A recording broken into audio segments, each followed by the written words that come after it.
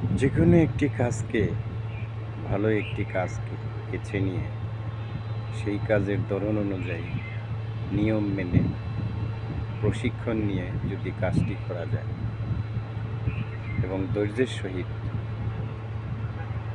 সুন্দরভাবে এই কাজটি করা যায় এবং লেগে থাকা যায়, তাহলে সফল হওয়া যায়। অধৈর্য হলে এবং নিয়মানুবর্তিতা না থাকলে, রুলস না মানলে সে কাজে সফল হওয়া যায় না। প্রত্যেকটি কাজেরই একটি রুলস আছে, রেগুলেশন আছে।